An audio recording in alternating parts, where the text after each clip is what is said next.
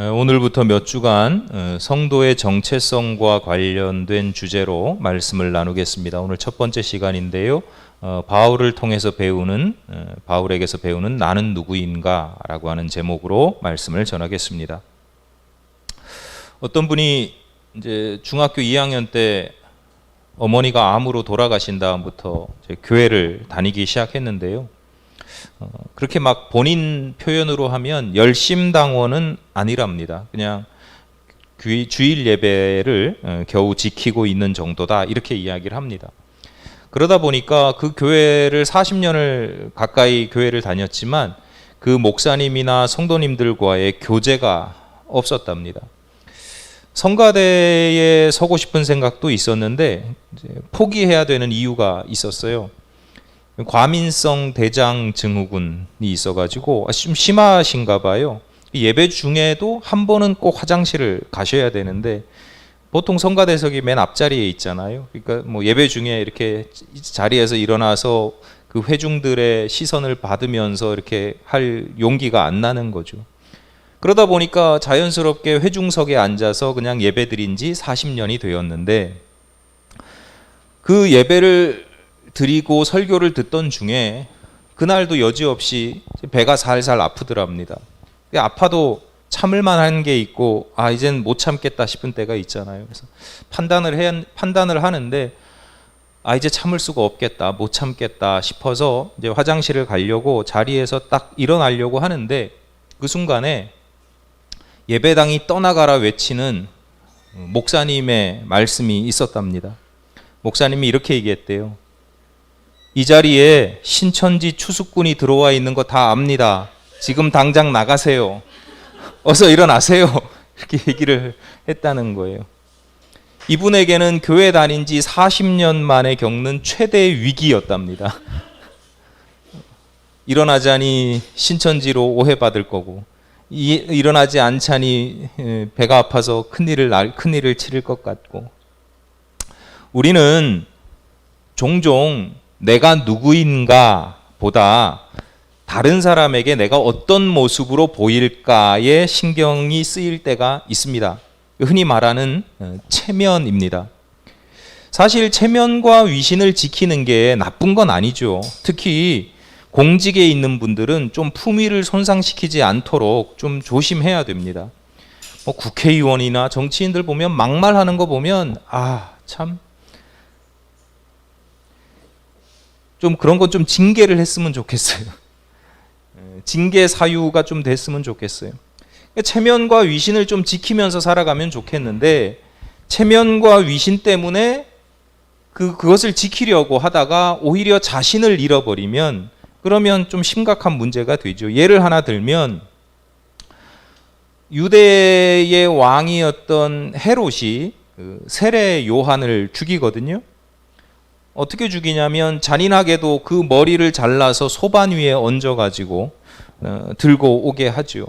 왜 이렇게 잔인하게 죽이는가 하면, 그 왕궁에서 잔치자리에서 자기 딸이 재롱을 부렸나 봐요. 근데 그게 너무 이쁘니까 너 소원을 말해봐라, 다 들어줄게 그랬는데, 이 딸의 엄마가 세례 요한이 참 싫어하는, 비판하는 사람이었고, 그러니까 이 딸의 엄마가 세례 요한이 너무 싫은 거예요.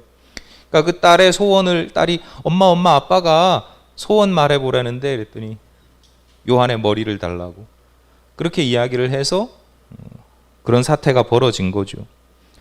왕은 요한을 옥에 가두어 두긴 했지만 죽이고 싶은 마음까지는 없었는데, 많은 사람들 앞에서 자기가 한 약속이 있잖아요. 왕으로서 말 한마디 하는 것이 곧 법과 같은데 그걸 섣불리 함부로 이렇게 되돌릴 수가 없는 거죠. 약속을 어기면 왕으로서의 자신의 체면의 손상을 입는다, 체면과 위신의 손상을 입는다라고 생각을 하기 때문에, 원래 자신이 가지고 있는 생각, 가두어 두기는 하지만 죽일 것까지는 없었던 자신의 그 뜻과는 다소 다른 선택을 하게 되는 겁니다.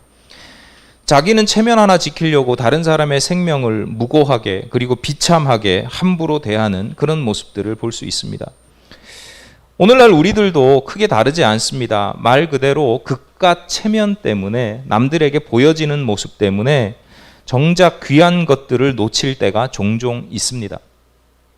그러므로 성숙한 사람들은 겉으로 드러나는, 그래서 다른 사람들에게 보여지는 자신의 모습 못지않게 진짜 나의 모습, 나의 생각, 나의 가치관, 나의 진짜 모습을 잘 알고, 그리고 그것을 알 뿐만 아니라 지키려고 노력하는 태도가 필요합니다.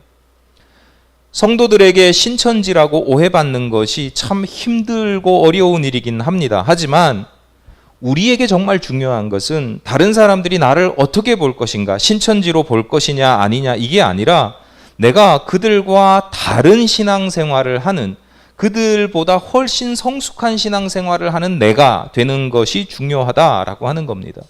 성숙한 성도로서의 나는 신천지가 아니기 때문에 안심하면 안 된다는 거예요.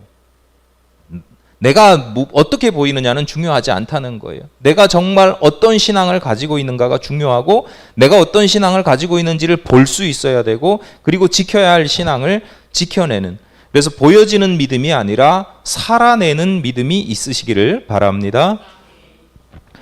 오늘 본문이 기록된 로마서입니다. 로마서는 말 그대로 바울이 로마에 있는 교우들에게 보내는 일종의 편지입니다. 꽤 긴 편지인데요. 아시다시피 바울은 예수님의 12제자는 아니었죠. 그러니까 정식으로 공식적으로 사도 호칭을 받지는 못합니다. 하지만 어떤 사도보다도 열심히 사역했고, 또 어떤 사도 못지않은 성과를 내었고, 또 어떤 사도보다도 훨씬 뛰어난 지도력을 발휘했습니다.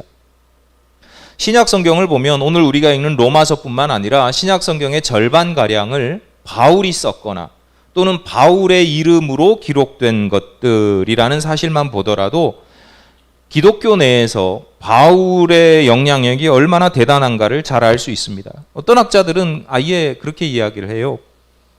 기독교는 바울의 종교다, 이렇게 이야기를 하기도 해요. 무슨 얘기냐면 예수의 말씀, 그리스도 예수의 말씀에 대한 바울의 해석이 지배적이라는 거예요.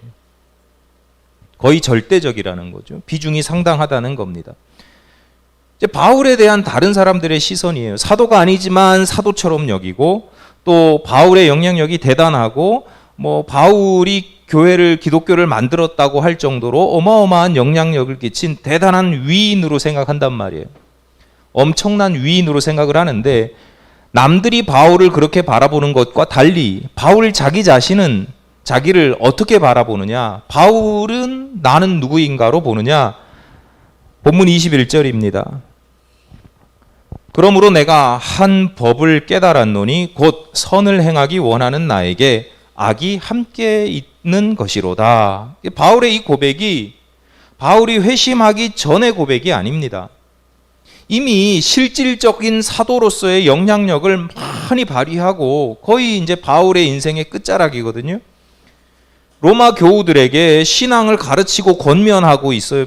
직접 가서는 못하니까 그냥 편지를 써서라도 내가 신앙을 가르치는 선생님으로서의 역할을 하고 있단 말이에요. 그런데 그런 나에게도 내 안에 선과 악이 공존하고 있다라고 고백을 합니다.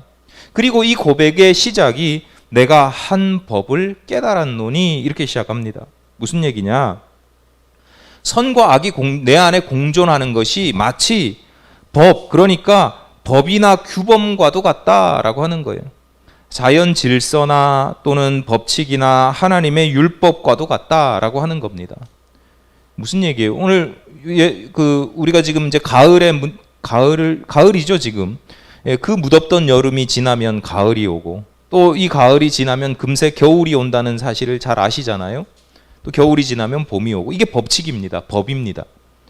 이걸 우리 힘으로 바꿀 수가 있어요? 못 뒤집습니다.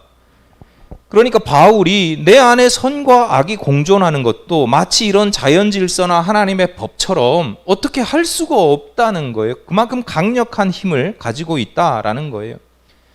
바울이 자기 자신을 왜 이렇게 보는가? 오늘 바울이 이런 식으로 자신을 성찰하는 이유와 방법을 세 가지로 나눠서 말씀을 드릴 터인데, 여러분에게도 이런 바울의 시선, 나를 바라볼 때 기본적으로 이런 바울의 시선이 있었으면 좋겠습니다.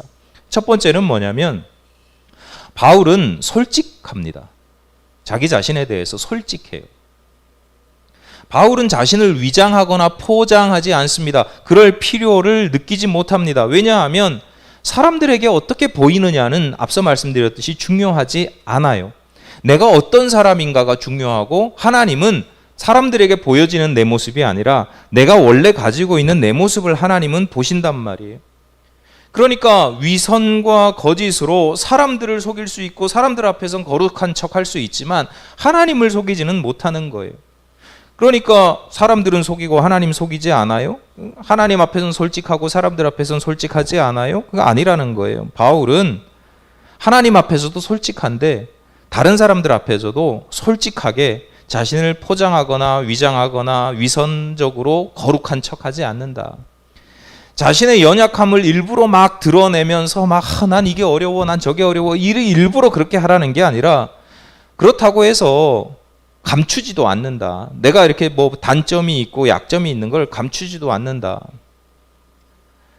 사람은 누구나 잘 보이고 싶어 하는 본성이 있거든요. 잘 보이려고 화장도 하고 옷도 예쁘게 차려입고 하여튼 여러 가지로 자신을 치장합니다. 지식으로 치장하고 경력으로 치장하고 자동차로 다양한 것들로 자신을 치장합니다.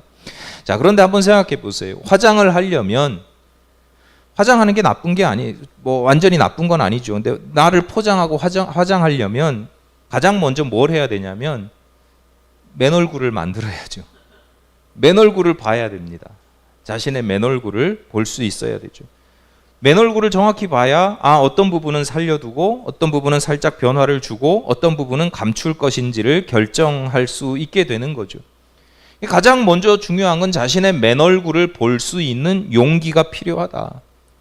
질병도 마찬가지잖아요. 가끔 병원 가기가 무서울 때가 있어요. 어디가 아파서 병원에 가기가 무서워요. 왜 무서워요? 하루 이틀 좀 기다려보고 안 아파지면 다행인데, 괜히 갔다가 의사 선생님이 이거 심각하다고 진단을 내리면 무서운 거예요. 의료진이나 진단기계로 내 몸에 어디에 문제가 있다, 심각하다, 이런 것을 확인하는 게 무서워서 자꾸 병원에 가는 걸 미루는 경향이 있죠. 저도 그런 경향이 좀 있습니다. 참을 때까지 참아보는, 무서워서 그런 게 있어요. 막 건강해서 그런 게 아니라 무서워서 참을 때까지 참아보는 성향이 있는데, 그래도 용기를 내서 자신의 상태를 정확하게 진단을 해야 그 다음의 단계로, 치료의 단계로 빨리 넘어갈 수 있는 거죠. 용기가 필요합니다. 어려운 얘기 아니잖아요. 너무나 뻔뻔하고 당연한 논리입니다. 자신의 맨 얼굴을 먼저 봐야 된다. 그런데 많은 사람들이 자신의 맨 얼굴을 보지 못합니다.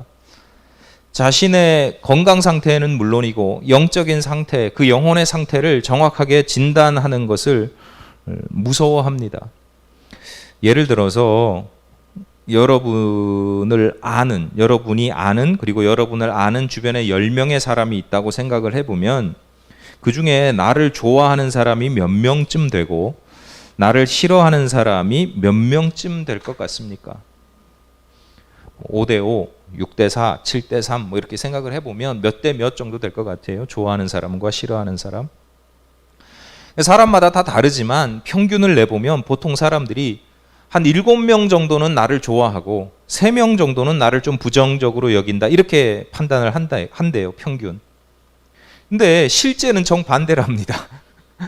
실제는 3사람 정도는 나를 긍정하지만 7사람 정도는 부정적인 생각을 한다는 거예요.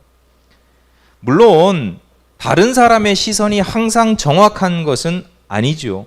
내가 보는 것을 다른 사람이 보지 못할 수도 있습니다만, 실제로는 반대의 경우가 종종 있다는 거예요. 내가 보지 못하는 내 자신이 있고, 그걸 깊이 들여다보면 내가 보지 못하는 게 아니라 보지 않으려고 한다는 거예요. 나의 단점이나 약점이나 이 부정한 부분, 창피한 부분, 이런 것들을 일부러 그냥 눈을 감아 버린다는 거예요. 예수께서 함부로 비판하지 말라고 교훈하시면서 그 이유 중에 하나를, 함부로 비판하지 말아야 되는 이유 중에 하나를 마태복음 7장 4절에서 이렇게 말씀합니다. 보라, 내 눈 속에 들보가 있는데 어찌하여 형제에게 말하기를 나로 내 눈 속에 있는 티를 빼게 하라 하겠느냐. 이어지는 5절 말씀입니다. 외식하는 자여, 먼저 내 눈 속에서 들보를 빼어라. 그 후에야 밝히 보고 형제의 눈 속에서 티를 빼리라. 예수께서는 형제의 눈 속에 티가 있는 사람을 비난하면서 그 티를 빼라고 이야기하는 사람의 눈에 들보가 있다. 들보 아시죠? 대들보 이런 거. 들보가 있다라고 말씀하시면서 그 들보가 있는 사람을 뭐라고 표현하시냐면 외식하는 자여, 이렇게 이야기를 합니다. 외식하는 자. 그러니까 들보가 있는 사람은 어리석어서 자신의 들보를 못 보는 게 아니에요. 외식하는 겁니다. 그러니까 자신의 들보는 감추는 겁니다. 나는 이렇게 큰 단점이 있는데, 아이고, 입에서 지금 근질근질한, 오늘 아침에 뉴스 하나 보고 제가 깜짝 놀란 게 있는데, 참겠습니다.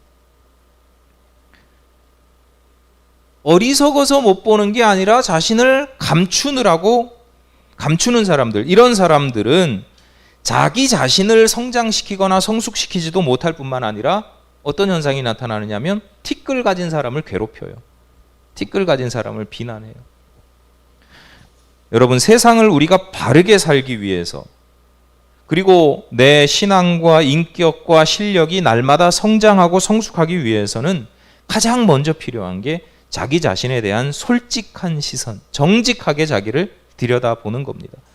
여러분 스스로를 비하하라는 게 아닙니다. 성경에서, 교회에서 목사님이 인간은 죄인이래, 그래서 난 죄인이야, 벌레만도 못한 죄인이야, 불에 타다만 막대기야, 남들이 그렇게 이야기해서 나의 삶이 비참하고 힘들어서 자신을 비하하라는 게 아니에요. 여러분 스스로를 정직하게 들여다보면 바울조차도 내 안에 선과 악이 공존한다고 하는 사실을 정확하게 솔직하게 들여다보고 솔직하게 고백을 하잖아요. 여러분도 여러분 자신에 대해서 솔직하고 정직한, 바울은 어떤 점에서 자신이 선과 악이 공존한다 이렇게 이야기를 한다고 해서 바울이 악한 사람이다 이렇게 평가할 수는 없어요. 바울은 오히려 정직한 사람이고 용기 있는 사람입니다. 여러분 스스로를 솔직하고 정직하게 바라볼 수 있는 용기가 있으시기를 바랍니다. 내가 자존감이 없으니까 나를 자꾸만 포장하고 위장하고 남들한테 어떻게 보여질까만 신경을 쓰는 거예요. 내가 자존감이 있으면 솔직하고 정직하게 난 이게 약점이야, 난 이게 문제야, 그래서 이것 때문에 힘들고 이것 때문에 싸우고 있어, 해결하려고 노력하고 있어, 이렇게 담담하면 되죠. 두 번째로 우리가 바울이 바라보는 자기 자신에 대해서 바라볼 때 두 번째 우리가 배워야 할 점은 뭐냐면 바울의 영적인 투쟁입니다. 바울은 스스로를 어떤 사람으로 생각하냐면 투쟁하는 사람, 싸우는 사람으로 봅니다. 바울이 24절에서 바울이 어떻게 시작하냐면 말씀이 오호라 나는 곤고한 사람이로다. 곤고하다라는 게 뭐냐면 비참하고 고통스럽고 피곤하다 이런 뜻이거든요. 내가 힘들고 비참하고 고통스러워요. 왜 그러냐? 그 앞선 22절과 23절입니다. 내 속사람으로는 하나님의 법을 즐거워하되 내 지체 속에서는 한 다른 법이 있어 법이 내 마음의 법과 싸워 내 지체 속에 있는 죄의 법으로 나를 사로잡는 것을 보는도다 이렇게 이야기를 합니다. 그러니까 바울이 스스로를 비참하게 여기는 이유는 자꾸만 싸움에서 져서 그래요. 내 안에 하나님의 법이 있고 죄의 법이 있는데 죄의 법이 자꾸 하나님의 법을 삼키는 거예요. 선과 악이 있는데 악이 자꾸 선을 이기는 거죠. 싸움에서 자꾸 지기 때문이에요. 그래서 비참함을 느끼는 거예요. 그런데 우리가 주목해야 될 게 하나 있는데 그 싸움에서 지기 때문에 비참함을 느끼기도 하지만 그것보다 선행적인 이유가 있어요. 그럼 뭐냐? 싸우기 때문에 힘든 거예요. 싸우기 때문에 피곤한 거예요.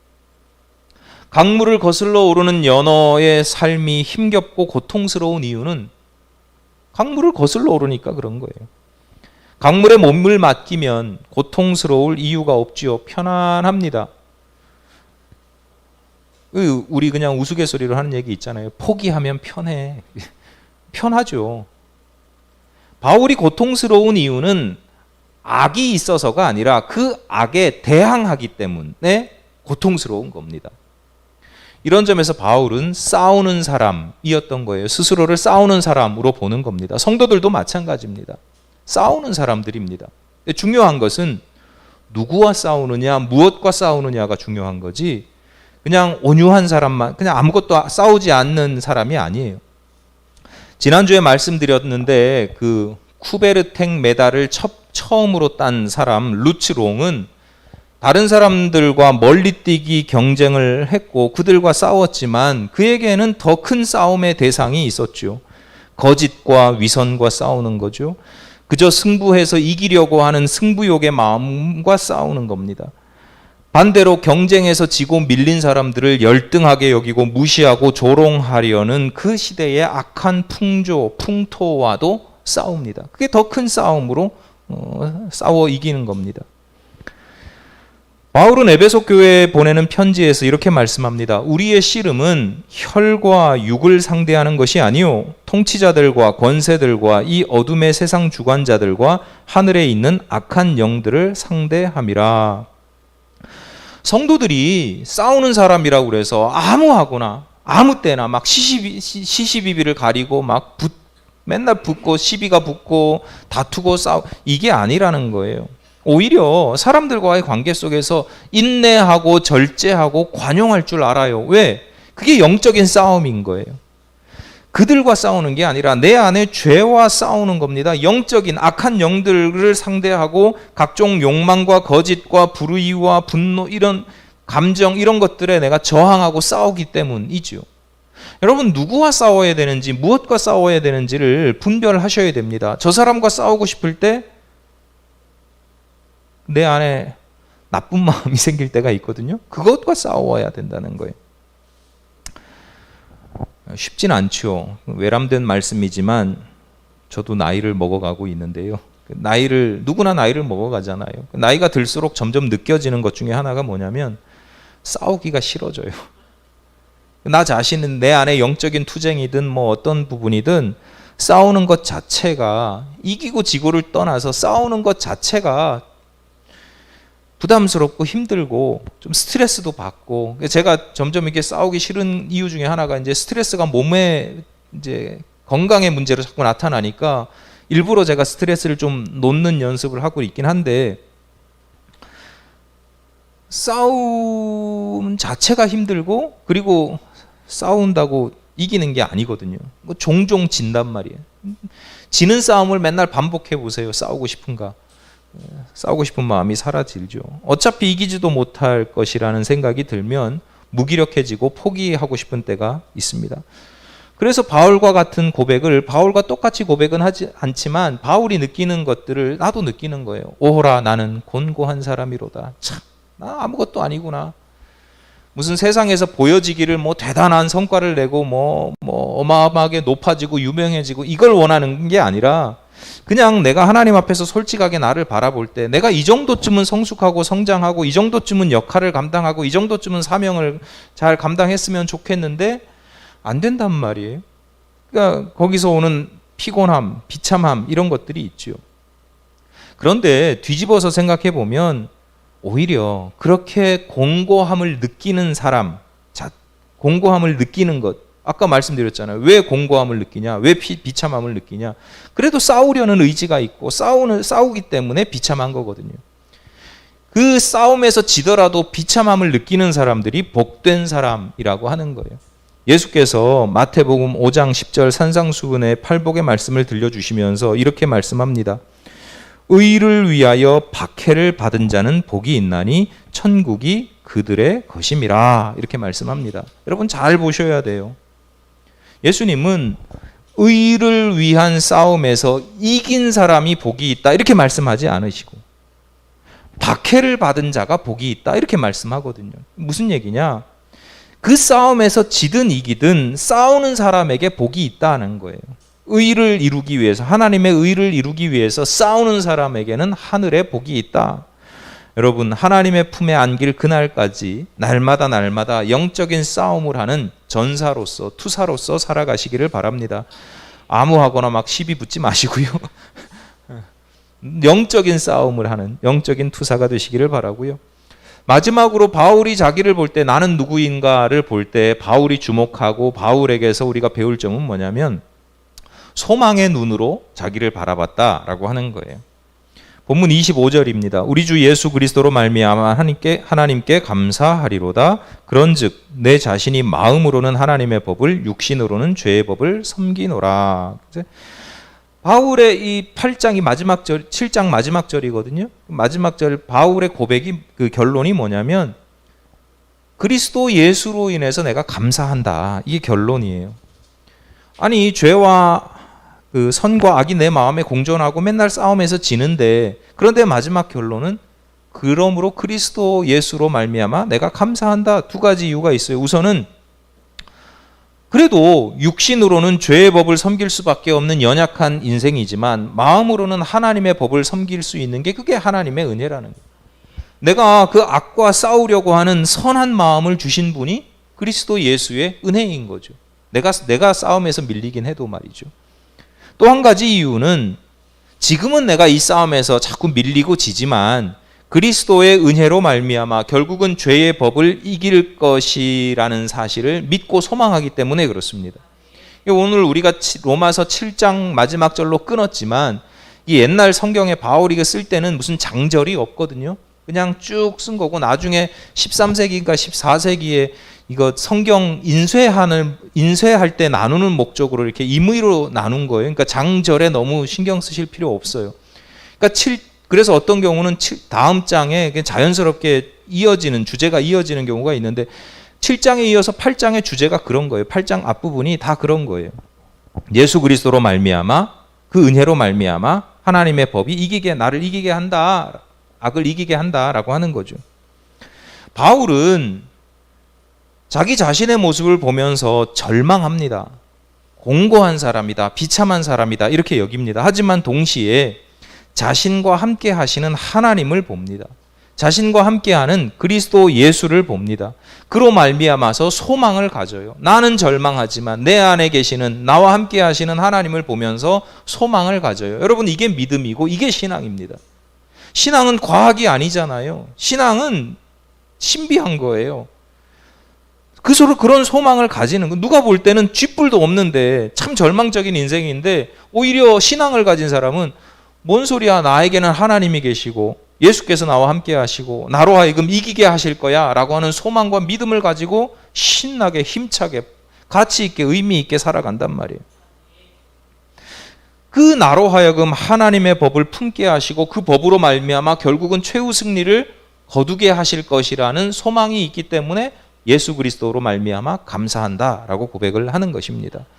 여러분 자신을 보실 때 앞서도 잠깐 제가 비하하지 마십시오 이렇게 말씀드렸던 이유 중에 하나가 뭐냐면 자기 자신을 솔직하고 정직하게 볼 때 여러분의 자신 모습만 보는 게 아니라 여러분과 함께 하시는 예수 그리스도, 여러분과 동행하시는 하나님의 모습을 볼 수 있어야 합니다.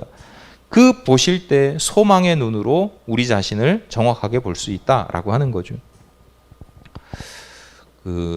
제 학교 후배 목사님 가정이 오랫동안 외국에서 유학 생활을 하다가 몇 해 전에 이제 한국에 들어와서 지내고 있는데요. 그 목사님 가정에 어린 자매, 그러니까 자녀가 이제 자매예요. 두 딸이 둘이 있는데 이제 한국에 들어와서 이제 그 친구들은 태어날 때부터 외국에서 태어나서 외국에서 살다가 이제 한국에 들어와서 생활을 하는데 어느 주일날 교회 앞에서 있었던 일입니다. 자매가 앞서가고 있었고 그 뒤를 따라서 이제 사모님이 뒤따라가고 계시다가 이제 사모님이 그 모습을 보고 이제 들려주시는 이야기인데 교회 문 앞에서 그 동생이 언니한테 물었답니다. 언니 이단이 뭐야? 이렇게 물은 거예요.